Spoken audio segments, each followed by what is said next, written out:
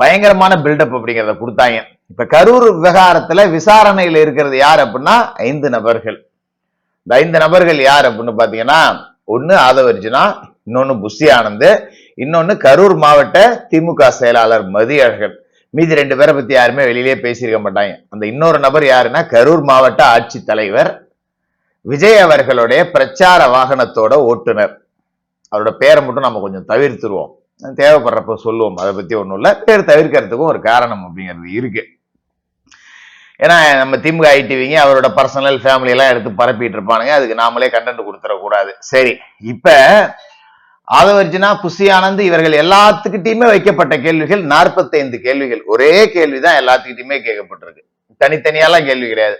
ஒரு 45 கேள்விகளை எல்லாருக்கிட்டையும் தனித்தனியா கேட்கப்படுது. ஆனா கேள்வி ஒண்ணுதான், யார் என்ன பதில் சொல்றாங்க, இதுல இருந்து ஏதாவது பாயிண்ட் கிடைக்குதா, இதுல இருந்து இது பாயிண்ட் கிடைக்குதான்னு. விசாரணைன்னா போலீஸ் சொல்ற மாதிரி அப்படியே கிட்டிக்கி புடி அப்படிலாம் கிடையாது.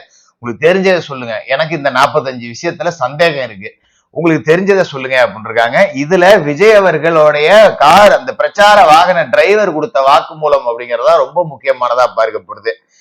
ஏன்னா விஜய் வந்ததே லேட், இதுதானே மரணத்திற்கு காரணம் அப்படின்னு சொல்லிட்டு திமுக எல்லாம் பரப்பிட்டு இருக்காங்க.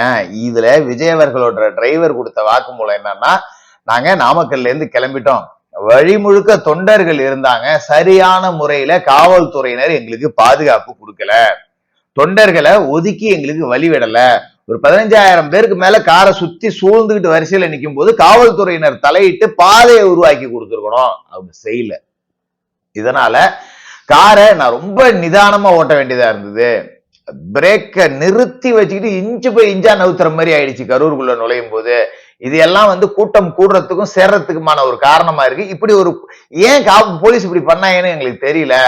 பாதுகாப்பு எல்லா இடத்துலயுமே ஓரளவு கரெக்டா தான் பண்ணாங்க, வண்டி வாகனம் போற அளவுக்காக ரெடி பண்ணாங்க. ஆனா கரூர்ல சுத்தமாவே இல்ல, வேணும்னு பிளான் பண்ணி போலீஸ் பண்ண மாதிரியே இருந்திருக்கு, இது யாரோ பண்ணிருக்காங்க அப்படிங்கிற மாதிரி வாக்குமூலம் அப்படிங்கறத கொடுத்திருக்காரு. 2வது, இந்த செருப்பு வீசின பொறுக்கி புறம்போக்கு வரத்தனை பிடிச்சி விசாரணை அப்படிங்கறத செய்கையில அவன் திமுகவை சேர்ந்தவன் அப்படிங்கிறதும் சிபிஐ விசாரணையில உறுதி செய்யப்பட்டிருக்கிறதா தகவல்கள் அப்படிங்கிறதும் வருது.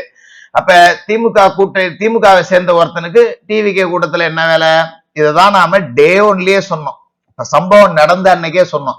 செருப்பு வீசப்பட்டிருக்கு அப்படின்னா விஜய் அவர்களை பார்க்க வந்த அவரோட ரசிகன், கட்சி தொண்டன் கண்டிப்பா தன்னோட தலைவர் மேல உயிரே போனாலும் செருப்பை வீச மாட்டான்.